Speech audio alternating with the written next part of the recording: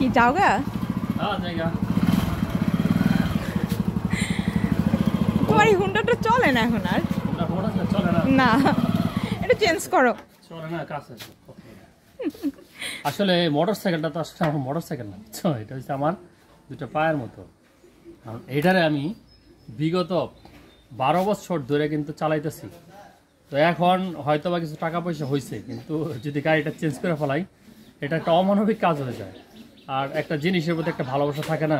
এই যে দেখো, এই দেখো কতগুলো মাল সামানা সব কিছু নিছি, যেহেতু ব্যবসা করি। এই দেখো, এদিক দিয়ে দেখো, মানে এইগুলা নেওয়ার জন্য এই গাড়িটাই পারফেক্ট।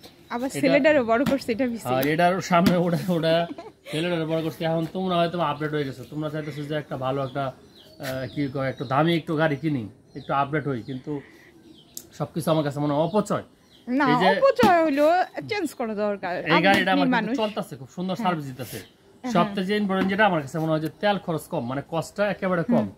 আর তার চাইতেও মানে আল্লাহ তাআলার একটা আশীর্বাদ, এই গাড়িতে ওঠার পর থেকে আমি কোনো কারণে সামান্যতম একটু আঘাত পাইছি না, একটু চুল ছেঁড়া, যে একটা শরীরের একটা চামড়া ছোলা, এটা হইছে না। এটা আল্লাহ তাআলার একটা আশীর্বাদ। আল্লাহর রহমতে সত্যি কথা। গাড়ি হয়তো একটা উছিলা, তাই না? আর গাড়িটা কন্ট্রোল করা কিন্তু খুবই সহজ। তো পাংপুং গাড়ি অনেক কিন্তু কিনা যায়, টাকা পয়সা থাকলে মানুষ কিনতে পারে, কিন্তু একটা যে আবেগ ভালোবাসা, হ্যাঁ, তোমাদের সাথে হয়তো এটা যায় না। তোমরা ভাবো যে মানে স্মার্ট হয়ে গেছো। তো যার যায় হ্যাঁ উঠতো, যার যায় না গাড়িতে ওঠার দরকার নাই। গাড়ি আমি আপাতত চেঞ্জ করবো না, পছন্দ না না, এটা তোমার ঠিক না, একটু করা দরকার। না, চলবে না, ভালো লাগলে থাকো, নাহলে আমি গেলাম।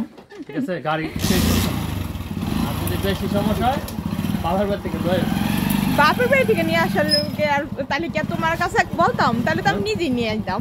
যদি সমস্যা বেশি মনে হয় তাহলে বাবার কাছ থেকে, বাবার বাড়ি থেকে লয়ে আসো, গিফট করো। যৌতুক না, গিফট করো, মানুষ গিফট করে না। গিফট করতে রাজি হয়ে গেছে। রাজি হয়ে যাবা? কেন না, রাজি হবো না। যদি এত মায়া লাগে রাজি হয়ে এটা থাকবো, পাশাপাশি আমি একটা রাখ মনে, ঠিক আছে? সমস্যা আছে না, টাকার ব্যবস্থা আমি করবো। আচ্ছা যাও, আমি না হয় ভাইয়া বা আপাকে বললাম। টাকার ব্যবস্থা আমি জায়গা নাকি? আচ্ছা, তুমি যে বললা যে টাকা, আচ্ছা দাও, আমি না হয় তোমার একটু হেল্প করলাম। টাকার ব্যবস্থা তুমি করবা?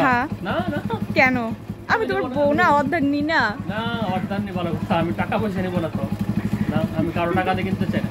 তবে হ্যাঁ, সুন্দর একটা কথা বলছো। হ্যাঁ, যেহেতু এখন ইউটিউব থেকে, ফেসবুক থেকে ভালো একটা অ্যামাউন্ট আসতেছে, হ্যাঁ, মানে একটা চলার মতো একটা অ্যামাউন্ট আসতেছে। যদি এইভাবে কন্টিনিউয়াসলি আসতে থাকে তাহলে একটা পর্যায়ে যাও কথা দিলাম যে এই ফেসবুকের টাকা দিয়ে আমি মোটরসাইকেল একটা কিনবো। তবে ওই পাঙ্কু মোটরসাইকেল না, সামাজিক মোটরসাইকেল। হ্যাঁ, এটা ঠিক আছে, তোমার সাথে যেটা যায়, যেটা ক্লাসিক মোটরসাইকেল বলে। কারণ আমি নিজেও ক্লাসিক, দেখতেছো যে পোশাক আশাক পরি, কখনো পোশাক আশাক পরি না। না না না, টাকা থাকলে শু করি না, শো আপ জিনিসটা আমি পছন্দ করি না, সবসময় সাদা মাটা থাকতে পছন্দ করি।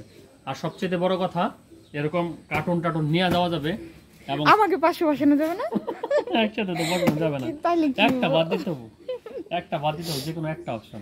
তবে এটার প্রতি একটা মায়া, বুঝছো, মায়া ভালোবাসা, এই মায়া ভালোবাসাটা ছাড়তে পারি না।